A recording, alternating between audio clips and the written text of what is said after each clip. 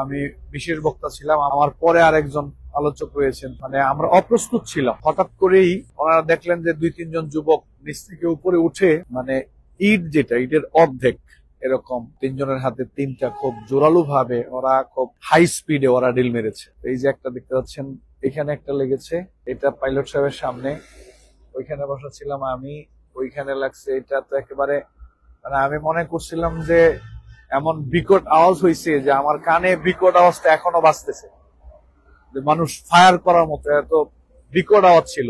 আরেকটা 3টা মেরেছে, আরেকটা দেখা যায় আমাদের এই যে এই জায়গায় একবারে উঠে গেছে। ওরা ধরা ছোঁয়ার বাহিরে বাবা বিক্রি করার টাকা উপর মহল পর্যন্ত যায়, বড়ি বিক্রি করার টাকা উপর মহল পর্যন্ত যায়, গাঞ্জা বিক্রি করার টাকা উপর মহল পর্যন্ত যায়। প্রত্যেকটা ধাপে ধাপে এই নেশা বিক্রি করার টাকা প্রত্যেকটা ধাপে ধাপে ভাগাভাগি করে তারা খায়। সমাজে মহল্লায় মাদক হুজুররা ঢুকায় নাই, জামাত ইসলামের কোন লোক মাদক মহল্লায় ঢুকায় নাই, আহলে হাদিসের কোন হুজুররা মাদক ঢুকায় নাই, চরমনাইয়ের কোন লোক মাদক ঢুকায় নাই, হেফাজতের কোন আলেম এসে মাদক ঢুকায় নাই, তাবলীগের কোন ভাইয়েরা মাদক ঢুকায় নাই, সুন্নি কোন ভাইয়েরা মাদক ঢুকায় নাই। মাদক কি ফেরেশতারা লইছে? ঘরে ঘরে মহল্লায় মহল্লায় মাদক ঢুকে গেছে।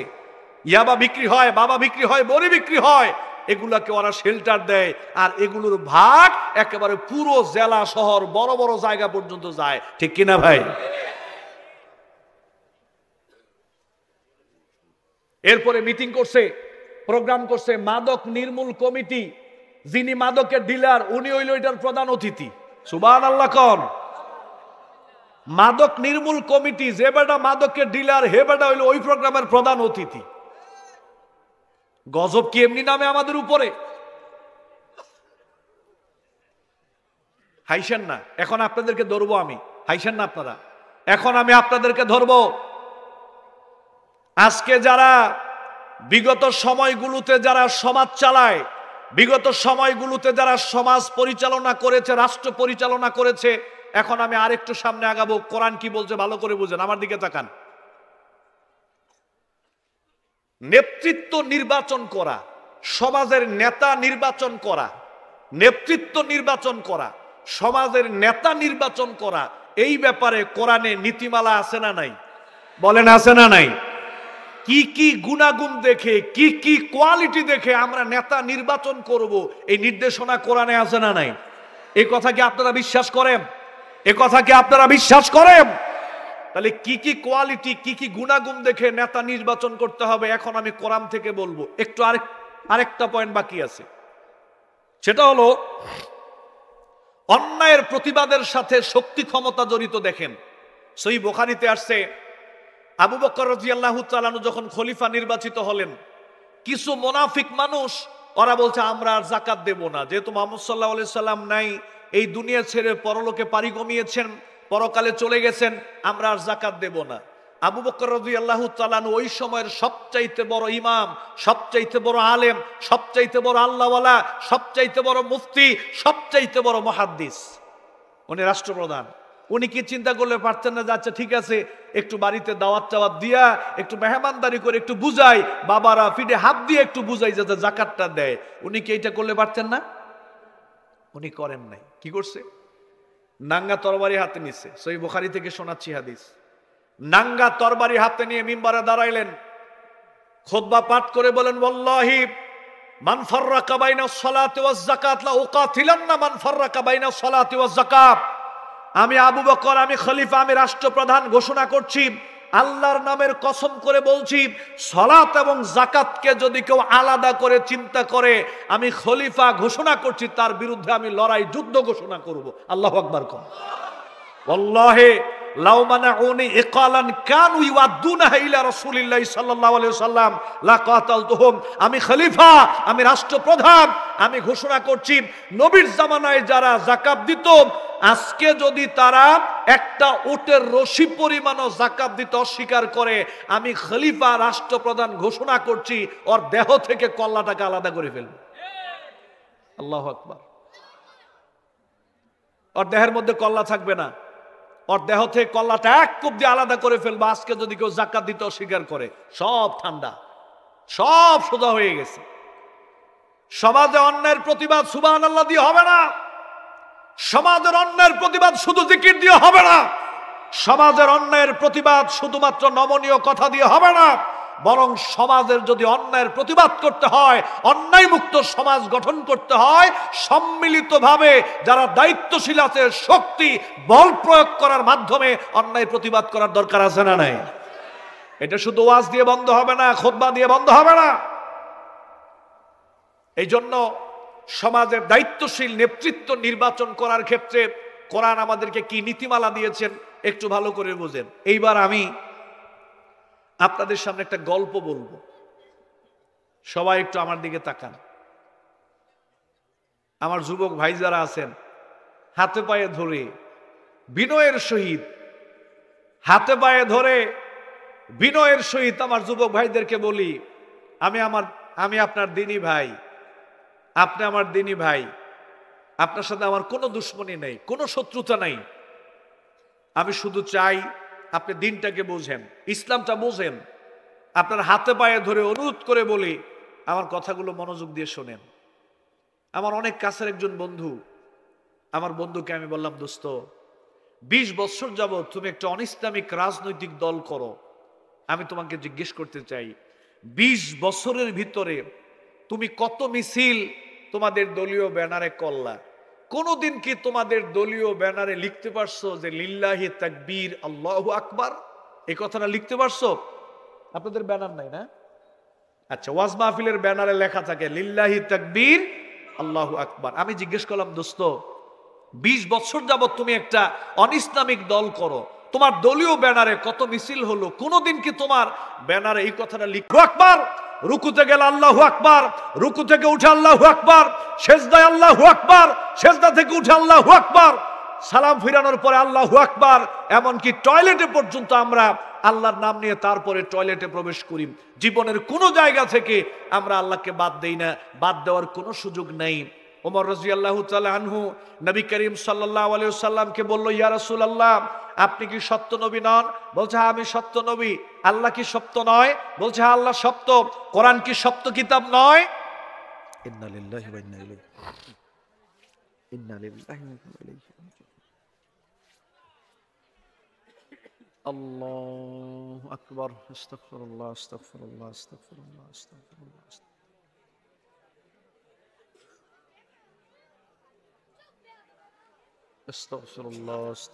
আমাদের তাকবীরটাকে, কাফেররা সবচেয়ে বেশি ভয় পায় আমাদের এই তাকবীরটাকে। এবার খেয়াল করেন, গল্পটা শেষ হয় নাই, গল্প বলে বক্তব্য গুছিয়ে ফেলবো, গল্পটা শেষ হয় নাই, একটু শোনেন।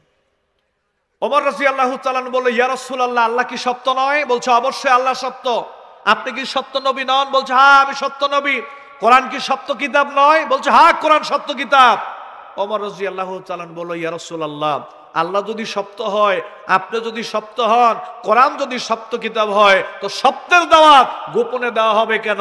আজ থেকে ইসলামের দাওয়াত প্রকাশ্যে দেব, আপনি আমাদেরকে পারমিশন দেন। ওমর রাদিয়াল্লাহু তাআলা বলল, যাও, তোমাকে পারমিশন দিলাম, সত্যের দাওয়াত তুমি প্রকাশ্যে দাও। নবীর এখান থেকে উঠে গিয়ে বাহিরে সর্বপ্রথম যেই কথাটা তিনি বলেছিলেন, ওই কথাটাই ছিল লিল্লাহি তাকবীর।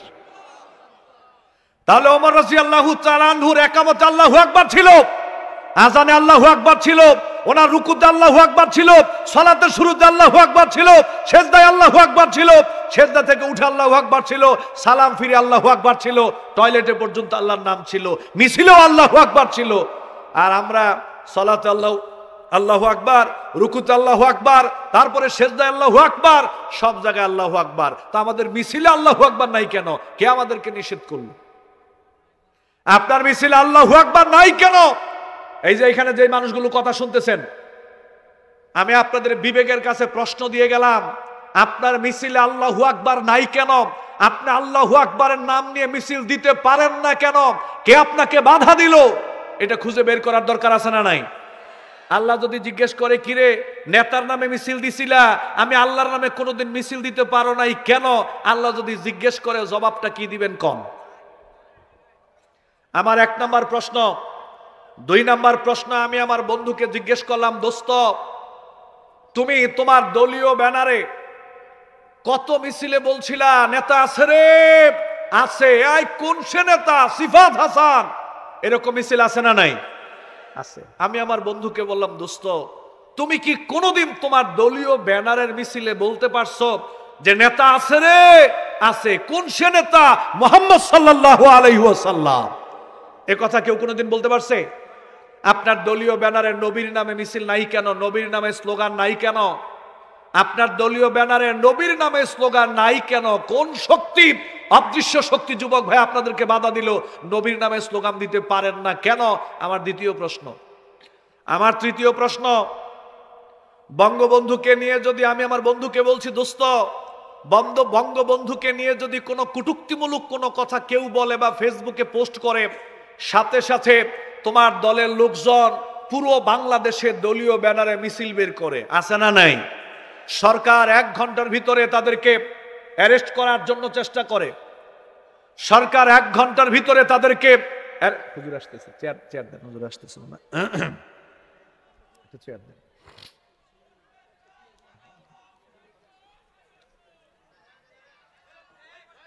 বসেন, আপনারা বসেন, সবাই বসেন। উঠবে কোন দিক দিয়ে? কোন দিক দিয়ে আসবে? এদিক দিয়ে তো আসতে পারবেন। আচ্ছা দেন, চেয়ার দেন।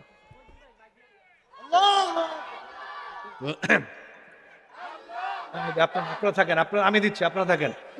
লিল্লাহে তাকবীর, লিল্লাহে তাকবীর, আল্লাহু আকবার। সবাই হাত উঠান, সবাই হাত উঠান, 2 হাত উঠান। লিল্লাহে তাকবীর, আল্লাহু আকবার। প্রধান অতিথির আগমন, শুভেচ্ছা স্বাগতম। প্রধান অতিথির আগমন, শুভেচ্ছা স্বাগতম। লিল্লাহে তাকবীর, আল্লাহু আকবার। লিল্লাহে তাকবীর, আল্লাহু আকবার। প্রধান অতিথির আগমন, শুভেচ্ছা স্বাগতম। আব্দুল সত্তার সাহেবের আগমন, শুভেচ্ছা স্বাগতম। লিল্লাহে তাকবীর, আল্লাহু আকবার। প্রধান অতিথির আগমন, শুভেচ্ছা স্বাগতম। লিল্লাহে তাকবীর, আল্লাহু আকবার। আলহামদুলিল্লাহ, আমাদের আজকের প্রোগ্রামের সম্মানিত প্রধান অতিথি, নজরপুর ইউনিয়নের কৃতি সন্তান, আমাদের নরসিংদী জেলার সুসন্তান, কৃতি সন্তান, আজকের এই বিশাল আয়োজনের কথা হচ্ছে, কিন্তু আমার কথা কিন্তু শেষ হয় নাই। গুরুত্বপূর্ণ পয়েন্টটা এখনই বলবো আমি। সবাই একটু আমার দিকে তাকান, একটু তাকান। আমি আমার বন্ধুকে বললাম, দোস্ত বঙ্গবন্ধুকে নিয়ে যদি কেউ কটু মন্তব্য করে, তাহলে তোমার দলীয় ব্যানারের সাথে সাথে বাংলাদেশে প্রতিবাদ হয় এবং 1 ঘন্টার ভিতরে অ্যারেস্ট করা হয়। আমি তাকে জিজ্ঞেস করলাম, বলল যে হ্যাঁ এরকমটা হয়। তখন আমি তাকে বললাম, মুহাম্মদ সাল্লাল্লাহু আলাইহি ওয়াসাল্লামকে নিয়ে নাস্তিকরা, ইসলাম বিদ্বেষীরা কত কটু মন্তব্য করলো, ওনার শানের মানের খেলাফ করে অনেক কথাবার্তা বলল। তোমার দলীয় ব্যানারে বিগত 20 বছর না 50 বছরের ভিতরে কোনোদিন মিছিল করছো? ও বললো যে না, আমি মিছিল করি নাই, আমার দলের কেউ করে নাই।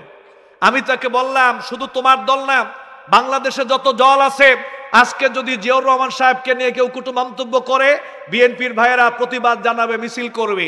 কিন্তু মুহাম্মদ সাল্লাল্লাহু আলাইহি সাল্লামকে যদি কেউ কটু মন্তব্য করে, দলীয় ব্যানারে এই দেশে মিছিল হয়?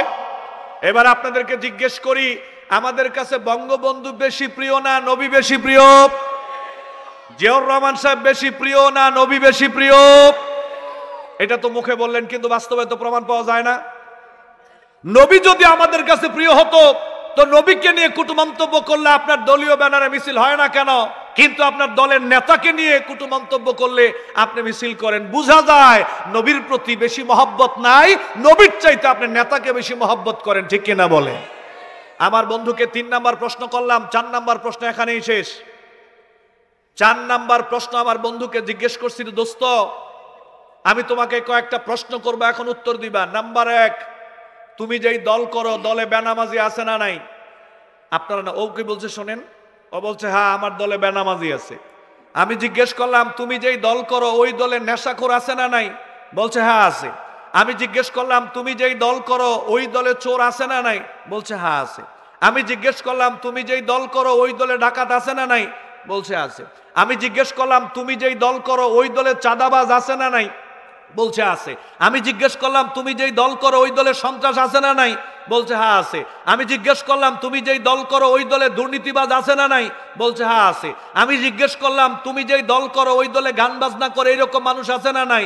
বলছে হ্যাঁ আছে। আমি জিজ্ঞেস করলাম তুমি যেই দল করো ওই দলে হিপ টিচার আছে না নাই? বলছে হ্যাঁ আছে। আমি জিজ্ঞেস করলাম তুমি যেই দল করো ওই দলে সুদের লেনদেন করে এরকম ব্যক্তি আছে না নাই? বলছে হ্যাঁ আছে। আমি জিজ্ঞেস করলাম তুমি যেই দল করো ওই দলে ঘুষখোর আছে না নাই? ও আমার উত্তর দিছে ঘুষ ছাড়া কোনো কামই হয় না। আমি জিজ্ঞেস করেছি তুমি যেই দল করো ওই দল মানুষের উপর জুলুম করে এরকম ব্যক্তি আছে না নাই? সে আমারে বলছে আছে। এবার আমার দিকে তাকান। আমি আমার দোস্তকে বলছি আল্লাহর কসম লাগে, আল্লাহর কসম লাগে বিবেক খাটিয়ে উত্তর দিবা। যেই দলে বেনামাজি আছে, যেই দলে বেরোজাদার আছে, যেই দলে নেশাখোর আছে, যেই দলে চোর আছে, যেই দলে ডাকাত আছে, যেই দলে জানাখোর আছে, যেই দলে নেশাখোর আছে, যেই দলে সুদখোর আছে, যেই দলে ঘুষখোর আছে, যেই দলে সন্ত্রাস আছে, যেই দলে দুর্নীতিবাজ আছে, যেই দলে মানুষের উপরে জুলুম করে এইরকম লোক আছে। আমি জিজ্ঞেস করতে চাই, আমার বন্ধুকে বলেছে আল্লাহর কসম, আল্লাহর দোহাই লাগে মন থেকে উত্তর দিবি একজন মুসলিম হিসেবে ওই রকম দল করা জায়েজ কিনা? ও আমারে বলছে আমি যদি সঠিক উত্তর দেই তাহলে বলবো ওই রকম দল করা কোনো মুসলমানের জন্য জায়েজ হইতে পারে না। কথা শেষ হয় না, শোনেন। আল্লাহকে সাক্ষী রেখে, আল্লাহকে সাক্ষী রেখে আপনারা কথা বলবেন। আল্লাহ সাক্ষী থাকবে আজকের এই ময়দান, ফেরেশতারা ঘিরে রেখেছে আমাদেরকে। আমি জিজ্ঞেস করতে চাই ভাই একটু আল্লাহ ভাই একটু প্লিজ একটু ভাই আল্লাহকে সাক্ষী রেখে এখন কথা বলবেন। যেই দলে বেনামাজি আছে, বেরোজাদার আছে, সুদখোর আছে, ঘুষখোর আছে, জালেম আছে, সন্ত্রাস আছে, দুর্নীতিবাজ আছে, চাঁদাবাজ আছে, বেনামাজি আছে, তারপরে আপনার সেখানে মানুষের উপরে জুলুম করে, সন্ত্রাসী করে, মানুষের ঘর বাড়ি ভাঙচুর করে, ইসলামের বিরুদ্ধে কাজ করে, এই রকম ব্যক্তিরা মিলে যেই দল গঠিত হয় একজন মুসলমানের জন্য ওই দল করা কি জায়েজ? আন্তাজে কথা কইবেন না, জেনে বলবেন ওই দল করা জায়েজ? হাত উঠেন কারা কারা জায়েজের পক্ষে? ঠিক আছে, এবার ঠিক আছে একেবারে পুরা। নাজায়েজের পক্ষে কারা কারা হাত উঠান? বলেন যেই দলে ইসলাম নাই সেই দল আমরা করব না। হাত মারান, হাত মারান। যেই দলে ইসলাম নাই সেই দল আমরা করব, যেই দলে আল্লাহ নাই সেই দল আমরা করব, যেই দলে নবী নাই সেই দল আমরা করব, যেই দলে আলেম ওলামা নাই সেই দল আমরা করব। এবার হাত নামান, 2 মিনিটের শেষ কথা বলে দিচ্ছি। সমাজের বসেন, একটু বসেন। হাত, কথা শেষ হয় নাই, ভালো করে বুঝেন। কথা শেষ হয় নাই, কথা শেষ হয় নাই। আমি আমার বন্ধুকে বলেছি তুমি জানো তোমার সমাজের নেতা, ও যদি চেয়ারম্যান হয়, ও যদি মেম্বার হয়, ও যদি এমপি হয়, ও যদি মন্ত্রী হয়, তুমি জানো ও সমাজে বেনামাজি প্রতিষ্ঠিত করবে, সন্ত্রাস প্রতিষ্ঠিত করবে, দুর্নীতি প্রতিষ্ঠিত করবে, চাঁদাবাজ প্রতিষ্ঠিত করবে, তারপরে গান বাজনা প্রতিষ্ঠিত করবে, মানুষের উপরে জুলুম করবে। তুমি জানো যে একজন পাপী মানুষ তোমার সমাজের নেতার পদে দাঁড়াইছে, উনি একজন প্রার্থী, এটা তুমি জানো। জানার পরেও যদি এরকম কোন পাপী ব্যক্তিকে তুমি সমর্থন করো, আল্লাহর কসম করে বলি, আল্লাহর কসম করে বলি, ওয়াল্লাহে বিল্লাহে তাল্লাহে, আল্লাহর কসম করে বলি, আপনি জেনে শুনে কোন পাপী মানুষকে যদি আপনার সমাজের নেতা বানান, ও ক্ষমতায় গিয়ে যত পাপ করবে, যত পাপ সমাজে প্রতিষ্ঠিত করবে, তার সমান পাপের পাপী আগে আপনি হইবেন। কারণ আপনি তার নেতা বানাইছেন। জি বললে ঠিক হবে না, জি বললে হবে না। বাঙালিদের চরিত্র জানি। 16 বছর জুলুম করার পরে আগের দিন রাত্রে যদি একটা লঙ্গি ধরায় দেওয়া যায়, 16 বছরের জুলুম ভুলে যায়, এর নাম বাঙালি। আপনাদেরকে ভালো করে চিনি। লঙ্গি ধরায় দিলে সব ভুলে যায়, কাপড় ধরায় দিলে সব ভুলে যায়, এক প্যাকেট সিগারেট দিলে সবকিছু ভুলে যায়। এই জন্য নেতা নির্বাচন করার ক্ষেত্রে প্রথমে দেখতে হবে লোকটা নামাজ পড়ে কিনা, রোজা রাখে কিনা, দাড়ি আছে কিনা, সুন্নতি লেবাস আছে কিনা। উনি ক্ষমতায় গেলে, দায়িত্ব পেলে উনি সমাজ থেকে নেশা দূর করবে, গান বাজনা দূর করবে, দুর্নীতি দূর করবে, চাঁদাবাজ দূর করবে, সন্ত্রাসী দূর করবে। সুন্দর একটা সমাজ, সমাজের ভিতরে রাস্তাঘাট, ব্রিজ, যত বাজেট আসবে 2 টাকা পর্যন্ত জনগণকে বুঝিয়ে দিবে। এরকম আমানতদার, এরকম যোগ্য আল্লাহওয়ালা ব্যক্তিকে নেতা বানানোর দরকার আছে না নাই? আল্লাহরে সাক্ষী রেখে বলেন, নেতা বানানোর দরকার আছে না নাই? এরকম ব্যক্তিকে যদি আমরা নেতা বানাইতে পারি, তাহলে আপনিও ভালো থাকবেন, আমরাও ভালো থাকবো। কোরআনের নির্দেশনা হলো এরকম সব আল্লাহওয়ালা ভালো মানুষ দেখে তোমরা সমাজের নেতা নির্বাচন করবা। সুবহানাল্লাহ কোন। এইবার হাত উঠান, হাত নামাবেন না, কেউ হাত নামাবেন না। বলেন যে আল্লাহ, আমরা আপনাকে সাক্ষী রেখে বলছি, অন্যায় কোন ব্যক্তির পিছনে আমরা যাব না, জেনে শুনে কোন পাপী মানুষকে সমাজের নেতা নির্বাচন করব না। আজ থেমে গেলেন কেন? জোরে কইবেন, জেনে শুনে কোন পাপী ব্যক্তিকে আমরা নেতা নির্বাচন করব না। আল্লাহ, আমরা একজন সৎ, দক্ষ, আমানতদার, আল্লাহওয়ালা, ইসলামের পক্ষের একজন ব্যক্তিকে তুমি আমাদের সমাজের নেতা বানিয়ে দাও। বলেন আমিন, বলেন আমিন, বলেন আমিন। আল্লাহ কবুল করুন। আমি রাজনীতি করি নাই, প্রত্যেকটা কথা কোরআনে আছে। যদি কেউ বসতে চান আমার সাথে বসেন। হুজুর চলে আসছে, অনেক বেয়াদবি করে ফেলছি, আমি কথা লম্বা করলাম না। প্রত্যেকটা কথা কোরআনের নীতিমালার আলোকে বললাম। কোরআন শুধু ব্যক্তি জীবন নিয়ে কথা বলে নাই, পারিবারিক জীবন নিয়ে কথা বলে নাই। এই কোরআন মানুষের ঈমান আকীদা থেকে শুরু করে ব্যক্তি জীবন নিয়ে কথা বলেছে, পারিবারিক জীবন নিয়ে কথা বলেছে, সামাজিক জীবন নিয়ে কথা বলেছে, রাষ্ট্রীয় জীবন নিয়ে কথা বলেছে। এই জন্য কোরআন হচ্ছে পূর্ণাঙ্গ কিতাব। কোরআন কি কিতাব? আল্লাহ আমাদের বোঝার তৌফিক দান করুন, আমরা বলি আমিন। আমরা যদি জীবনের সব জায়গায় কোরআনের নির্দেশনা নীতিমালাগুলো মেনে চলতে পারি, কোরআনের নীতিমালা নির্দেশনাগুলো আমরা বাস্তবিক জীবনের সকল ক্ষেত্রে প্রয়োগ করতে পারি, আল্লাহ আমাদের তৌফিক দান করেন, আমরা বলি আমিন। সুবহানাকাল্লাহুম্মা বিহামদিকা আশহাদু আল্লা। বুকের মধ্যে কোরআন মাজিদ নিয়ে চলে, পবিত্র জায়গায়, সব জায়গায় যেখানে যায় ওনার বুকের মধ্যে কোরআন মাজিদ থাকে। তা আমি ওনাকে জিজ্ঞেস করলাম, ভাইজান আপনি কি 5 ওয়াক্ত নামাজ পড়েন? বলছে হ্যাঁ, আমি 5 ওয়াক্ত সালাত আদায় করি। তো আমি জিজ্ঞেস করলাম, আপনি 5 ওয়াক্ত সালাত কেন আদায় করেন? বললো যে হুজুর কি বলেন, এই দেখেন আল্লাহ তাআলা কোরআনে 82 বারের বেশি জায়গায় সালাতের কথা বলেছে, এটা কি আমি আদায় না করে পারি নাকি? আমি বললাম যে মাশাআল্লাহ। জিজ্ঞেস করলাম, ভাই আপনি কি রমজান মাসে রোজা রাখেন? বলছে হ্যাঁ, আমি রমজান মাসে রোজা রাখি। জিজ্ঞেস করলাম কেন রাখেন? বলছে হুজুর কি বলেন, এই দেখেন আল্লাহ তাআলা কোরআনুল কারীমে রমজান মাসে রোজা রাখার কথা বলেছে, এই জন্য আমি রমজান মাসে রোজা রাখি। আমি জিজ্ঞেস করলাম, ভাই আপনি কি যাকাত দেন? বলছে হ্যাঁ অবশ্যই যাকাত দেই। তো জিজ্ঞেস করলাম কেন যাকাত দেন?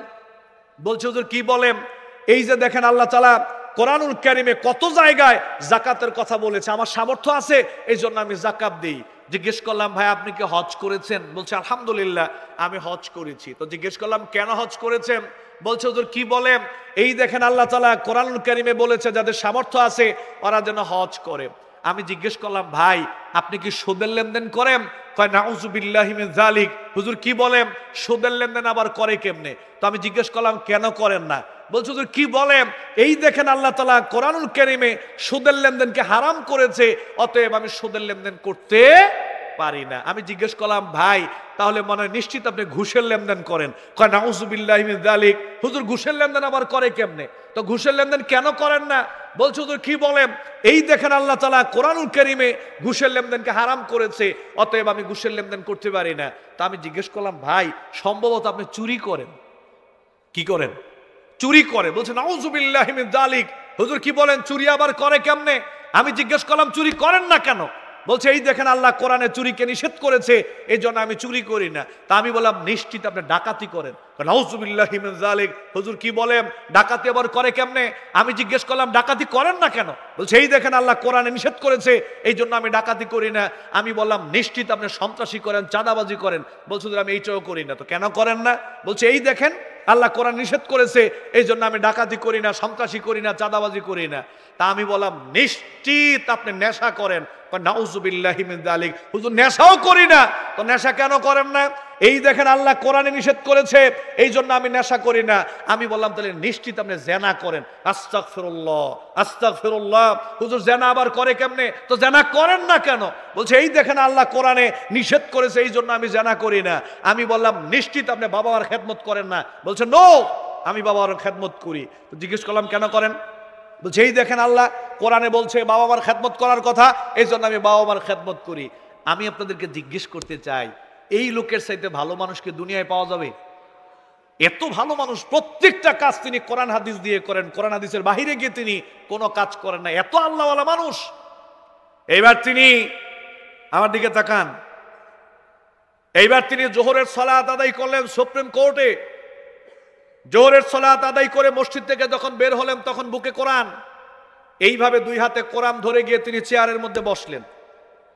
অ্যাডভোকেট সাহেবদেরকে বললেন যে মামলা উত্থাপন করেন। মামলা উত্থাপন করা হলো। মামলাটা ছিল আপনার জেনার মামলা। কিসের মামলা ভাই? জেনা করছে, একটা ছেলে মেয়ে জেনা করেছে, এটার বিচার হবে। উকিল সাহেবরা জেনার মামলার কথাবার্তা উত্থাপন করলো। অবশেষে প্রমাণিত হলো এই ছেলে মেয়ে জেনায় জড়িয়ে গেছে, এখন তাদের শাস্তি হবে। আমার দিকে তাকান, তখনও ওনার কোরআন বুকে যখন তিনি বিচারের রায় দিবেন, এদিকে যখন তিনি বিচারের রায় দিবেন, আস্তে করে হাত থেকে তিনি কোরআনটা রাখলেন। কোরআনটা রেখে ওনার পিছনে কাঠের একটা আলমারি ছিল, বই ঘাটতেছে, ঘেটে ঘেটে একটা বই বের করলো। বইটা বের করে তিনি খুলে দেখলেন জেনার বিচারের ক্ষেত্রে জাপানের বিচারকগণ কি রায় দিয়েছেন, থাইল্যান্ডের বিচারকগণ কি রায় দিয়েছেন, আমেরিকার বিচারকগণ কি রায় দিয়েছেন। জীবনের কোনো কাজ তিনি কোরআন বাদ দিয়ে করেন না। যখন তিনি বিচারের রায় দিবেন, তিনি জাপানে চলে গেছেন। আপনারা বিবেকবান মানুষ, আপনাদেরকে আমি জিজ্ঞেস করতে চাই, যেই ব্যক্তি জীবনের সব কাজ কোরআন দিয়ে করে, ওনার কি উচিত ছিল না, আচ্ছা দেখি তো জেনার বিচারের ক্ষেত্রে কোনো রায়ের কথাবার্তা কোরআনে আছে কি নাই, এইটা আগে দেখা দরকার ছিল কি ছিল না? ছিল কি ছিল না? যদি তিনি কোরআন ঘেটে না পাইতেন, উনি থাইল্যান্ড চলে গেলে আপত্তি ছিল না, জাপান চলে গেলে আপত্তি ছিল না, আমেরিকা চলে গেলে আপত্তি ছিল না। আমার প্রশ্ন হচ্ছে আপনাদের কাছে, যেই ব্যক্তি জীবনের সব কাজ কোরআন দিয়ে করে, তিনি বিচারের রায় দেওয়ার ক্ষেত্রে কোরআন রেখে দিলেন কেন? এটা আপনাদের কাছে আমার প্রশ্ন, কোরআনটা রেখে দিলেন কেন? এবার দেখেন কত কড়া কথা আল্লাহ বলছেন। আপনি কোরআনকে প্রশ্ন করেন, কোরআন জেনার বিচারের ক্ষেত্রে কোন রায়ের কথা আল্লাহ তোমাকে বলেছে কিনা আমাদেরকে একটু বলো। আল্লাহ তাআলা বলে দিলেন, আয-যানিয়াতু ওয়াজ-যানি ফাজলিদু কুল্লা ওয়াহিদিম মিনহুমা মিয়াতা জালদা। ছেলে এবং মেয়ে, নারী এবং পুরুষ, তারা যদি জেনা করে, যদি প্রমাণিত হয় তারা জেনা করেছে, 100 বেত্রাঘাত করো, দেশান্তর করো, পাথর নিক্ষেপ করে তাদেরকে মেরে ফেলো। এ রায়টা কার? সিলেকন রায়টা কার? এ রায়টা আল্লাহ তাআলার। তাহলে যেই কোরআনে আল্লাহ সালাতের কথা বললেন, যাকাতের কথা বললেন, হজ্জের কথা বললেন, উমরার কথা বললেন, কোরআন তেলাওয়াতের কথা বললেন, বাবা মার খেদমতের কথা বললেন, জিকিরের কথা বললেন, হালাল হারামের কথা বললেন, ওই কোরআনেই আল্লাহ তাআলা বিচারককে উদ্দেশ্য করে বললেন, যখন তুমি বিচার করবা জেনার, তখন কোরআনের রায় হলো 100 বেত্রাঘাত করার রায় তোমার পক্ষ থেকে তুমি দিয়ে দিবা, রাষ্ট্র এটা বাস্তবায়ন করবে। নির্দেশটা কার? সিলেকন কার? এখন আমি কোরআনের আয়াতকে 2 ভাগে ভাগ করছি, এটা আমি ভাগ করছি। এক ভাগ এটা আমরা এই যুগে মানব, আর আরেক ভাগ আমরা ইমাম মাহাদির জন্য রেখে দিয়েছি, উনি যখন আসবে তখন আমরা বাকিটা মেনে চলবো। নাকি? কবে মানবেন? আর কবে? যুগের পরে যুগ চলে যাচ্ছে, যুগের পরে যুগ চলে যাচ্ছে। সালাতের দাওয়াত দিয়ে আমার শেষ হয় না, সালাতের কথা বলেই শেষ করতে পারি না, যাকাতের কথা বলেই শেষ করতে পারি না, জিকিরের কথা বলেই শেষ করতে পারি না। কোরআন দিয়ে সমাজ গঠন করতে হবে, কোরআন দিয়ে সমাজ সুন্দর করতে হবে, কোরআন দিয়ে রাষ্ট্র সুন্দর করতে হবে। এগুলা কবে করব? আমাদের ব্রেনেও নাই, উদ্যোগও নাই। এজন্য আমি সিদ্ধান্ত নিছি, এগুলো সব ইমাম মাহাদির জন্য আমরা রেখে দিলাম। আর কবে করবেন বলেন? 16 বছর তো দেখছি আমরা, 50 বছর তো দেখছি আমরা, আর কবে করব আমরা? আল্লাহ কি বলছে শোনেন, ওয়ামান লাম ইয়াহকুম বিমা আনজালাল্লাহু ফাউলাইকা হুমুল কাফিরুন, ওয়ামান লাম ইয়াহকুম বিমা আনজালাল্লাহু ফাউলাইকা হুমুজ জালিমুন, ওয়ামান লাম ইয়াহকুম বিমা আনজালাল্লাহু ফাউলাইকা হুমুল ফাসিকুন। আল্লাহ বলছে বিচারক সাহেব শুনে রাখো, আল্লাহ বলছে বিচারক সাহেব শুনে রাখো, কোরআন দিয়ে যদি বিচার ফয়সালা না করো তুমি কাফের। কোরআন দিয়ে বিচার ফয়সালা করতে যদি কেউ আপত্তি জানায়, অস্বীকৃতি জানায়, বিরোধিতা করে, আল্লাহ বলছে ও কাফের, আল্লাহ বলছে ও জালেম, আল্লাহ বলছে ও ফাসেক। এই ফতোয়া কার? জোরে কোন কার?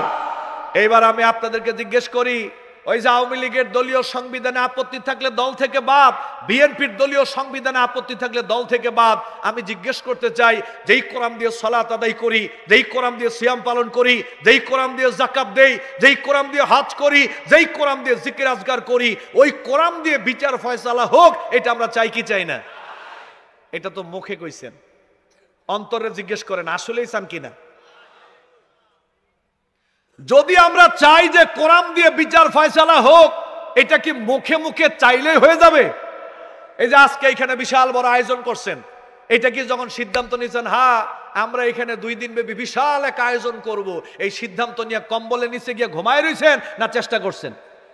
অতিথিদেরকে দাওয়াত দিছেন, লোকজন নিয়ে বসছেন, মিটিং করছেন, টাকা কালেকশন করছেন, বক্তাদেরকে দাওয়াত দিছেন, প্রধান অতিথি সাহেবদের সাথে যোগাযোগ করছেন, বিশাল আয়োজন, মিনিমাম 3টা মাস সময় ব্যয় করার পরে আজকে সুন্দর একটা আয়োজন হয়েছে। কোরআন দিয়ে বিচার ফয়সালা হবে, এটাকে মুখে বললেই হয়ে যাবে না সম্মিলিত চেষ্টা করার দরকার আছে না নাই? জোরে কম দরকার আছে না নাই?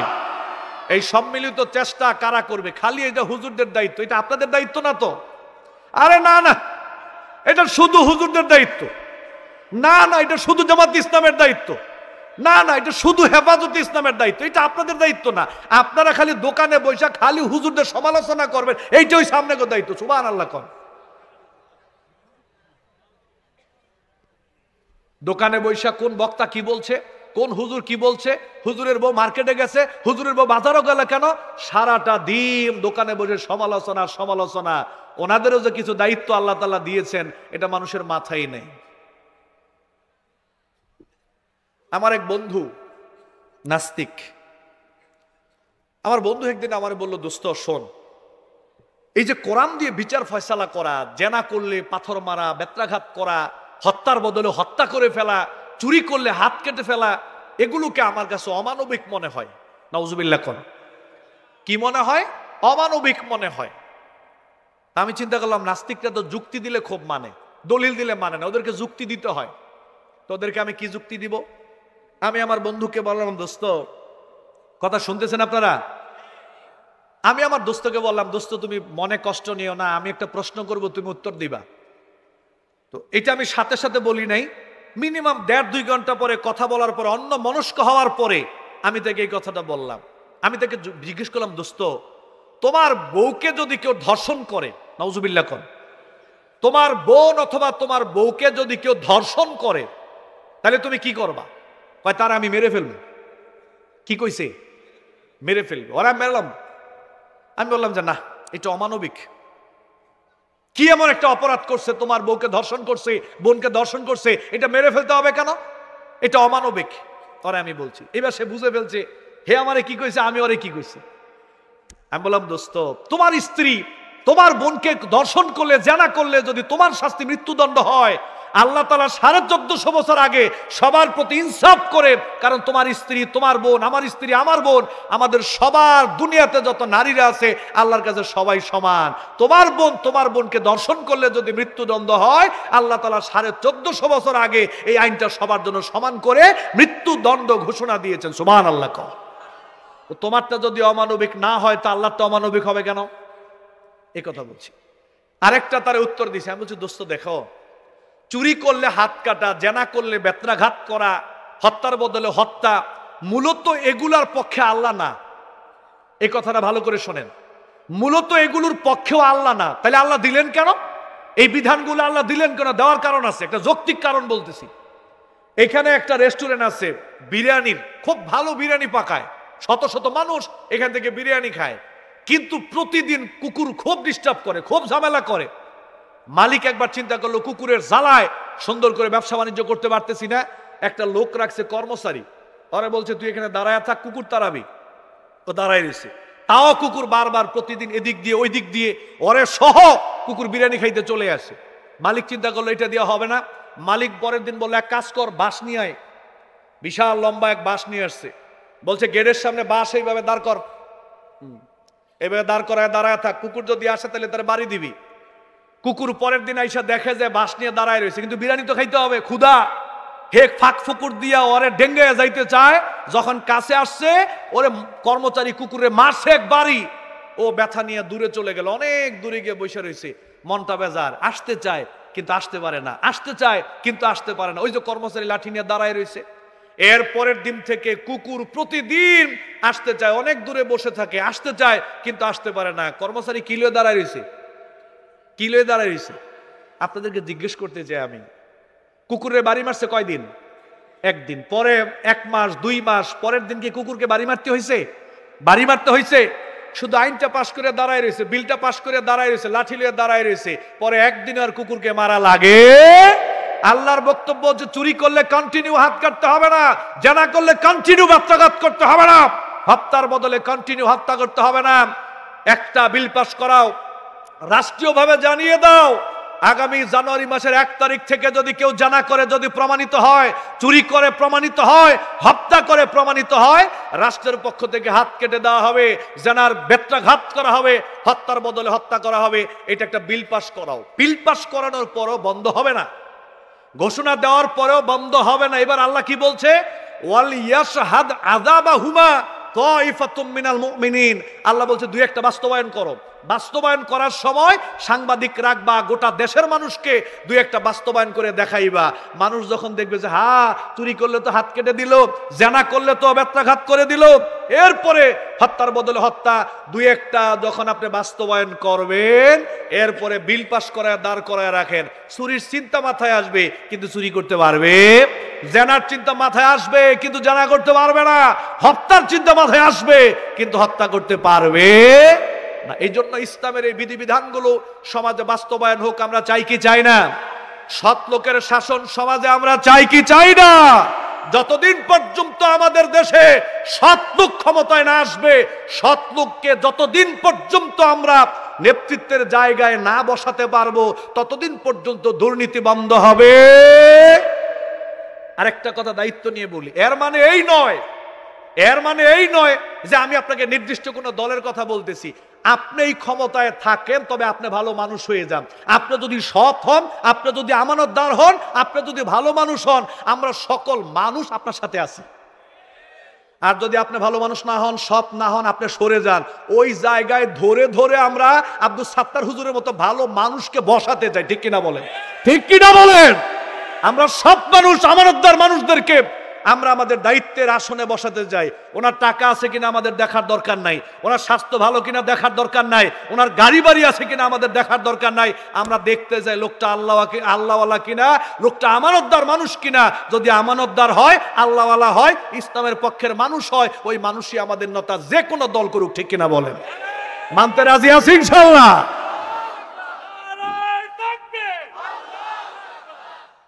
আমরা এরকম সৎ ভালো আল্লাহওয়ালা মানুষদের সাথে থাকবো। রাজি আছি ইনশাআল্লাহ? একটু হাত উঠান তো দেখি ভাই।